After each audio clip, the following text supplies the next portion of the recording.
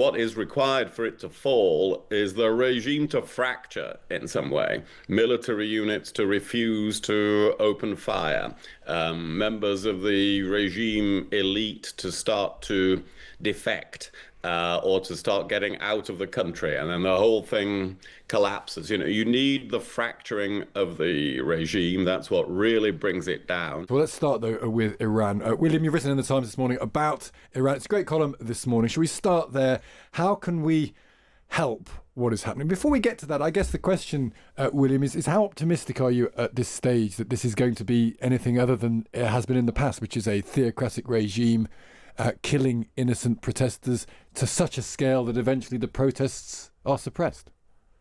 Well, a little bit optimistic. I think not as optimistic as the Iranian gentleman we were just hearing from, because I think the regime still has some fight in it yet. But this is very different. This is a very broad-based series of protests across every province of Iran, many different sections of society. There's clearly massive discontent and demand for change in the country. But the lesson from previous revolutions, which is what I was writing, which was written about in the Times today, is that that in itself doesn't bring down a regime that keeps its unity and is willing to use force, which it clearly is in these cases, because hundreds of innocent people have been killed. What is required for it to fall is the regime to fracture in some way, military units to refuse to open fire, members of the regime elite to start to defect. Or to start getting out of the country, and then the whole thing collapses. You need the fracturing of the regime. That's what really brings it down. And it's surprised they can go on for months without fracture if they have enough unity. This is a religious leader, the Ayatollah, not just a national leader. So he commands greater support for that reason. There are a lot of people in Iran who will also be worried about change, that they could end up being like Syria or Libya. Yeah. So this could go on for some time yet. I'm not optimistic. It's imminently about to be over, like the Berlin Wall, came down in a day or two. Is there a danger, William, of that intervention? Because you mentioned Libya. It's the first thing I thought about, or Egypt is another good example. The Arab Spring was heralded at the time as this moment when technology had empowered a people all over that part of the world to rise up and defeat a tyrannous regime. And very often it led to chaos and anarchy and a regime just as tyrannous as that which came before. There's a danger, isn't there? I mean, you were in the Foreign Office, presume, when some of this was happening. The danger of these Arab Spring moments, these moments of protest, helped, abetted by Western intervention, they don't always lead to the place that people want them to go to. No, absolutely. And Egypt, indeed, had a brief period of looking like it was going to be a democracy. And then it had rule by the Muslim Brotherhood. And then it had a military coup. And now it has military rule as tighter than it had before the revolution. So these things can rapidly go around in a circle. And one of the entirely possible scenarios in Iran is, if the religious leadership becomes unsustainable, that there will be a coup by the Iranian Revolutionary Guard Corps, who will then substitute one tyranny for another. They will. It's referred to as skin shedding. That they shake off the theocratic skin, and they are more nakedly just what they are: gangsters and a vast corrupt system of violence and business, but nevertheless they take power, and that could happen. So military interventions to destabilize things could have unpredictable consequences, and that makes it difficult to know how to help. But I've listed some ways in my Times column. I don't pretend, though, that from the outside we can change the situation necessarily. Because you think the morality around Iran is clear among most people. We had Ahmed Jalili on, who I think is a really genuine guy. You could hear it in his voice and see it in his eyes, the passion that he has. He just wants these people not to be crushed by this abysmal theocratic dictatorship.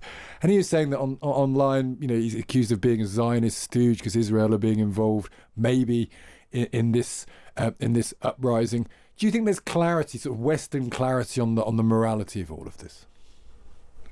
I think there is enough clarity for us to absorb and understand when you see hundreds of protesters being shot and killed and murdered, children, women, teenagers, people of all ages, for making a stand in the spirit of their own country. If they're being attacked by a militia, I think the morality of wanting that militia defeated is pretty clear. It's obviously more complex and more nuanced than that, and William has described extremely well in his column today that just because you have one uprising doesn't mean that the day after is going to be any better, and there's so many different forces at play here.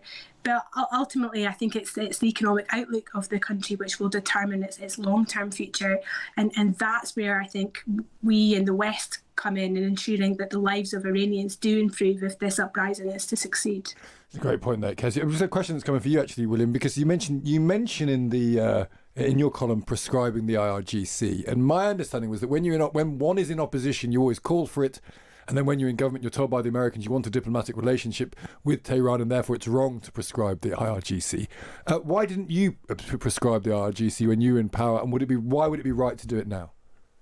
Well, we were engaged in nuclear negotiation. We were trying to reach the nuclear deal with Iran, which we did reach, of course. So that was a very different approach of hoping that there could be a more peaceful and stable future with Iran. 10 years has passed since then. I think two important things have changed. One is this is the IRGC and its paramilitary wings that is slaughtering those people on the streets in Iran, and therefore proscribing them is some small way in the UK of showing our support for that and of adding to any growing worries in the regime about what is going to happen to them when the regime falls. So I think that's a very different situation from 10 years ago. And the other thing is that, yes, the normal consideration has been, well, if you prescribe the IRGC, it may make it harder to talk to the Iranians. But in fact, the United States has done that and does not seem to have any difficulty negotiating with the Iranians. So the Americans won't call you up as Foreign Secretary and say, you need to keep an embassy in Iran, you need to not prescribe the IRGC because you become a back channel for us. That doesn't happen. No, the back channel, as is publicly known, is Oman, and in fact, the Omani foreign minister is clearly very active at the moment, trying to revive contact between the Iranian leadership and the Trump administration, and you can see in the comments of the president that that he said there's been an approach from Iran. That I'm sure it will be coming through Oman. There is a consideration about our embassy, that we have an embassy in Iran, and countermeasures can be taken against it because the embassy is in a very difficult situation at the moment anyway. So I think the arguments have changed in this what has become a very extreme situation, and it's part of my list of things that we ought to do about preparing human rights cases and indictments for the International Criminal Court and tightening sanctions and so on. But yes, I'm absolutely not pretending that it is the solution, that it makes a vast difference either way. Interesting that Caroline Leavitt, who is Trump's spokeswoman, was suggesting that the message that they are getting from the Iranians behind the scenes is very different to the public messaging from Iran, and that there is this desire to seek a meeting and talks and negotiations. So we'll keep across that today here on Times Radio, and John P and I will bring you all of the latest on that, as will, of course, other programmes throughout the day today.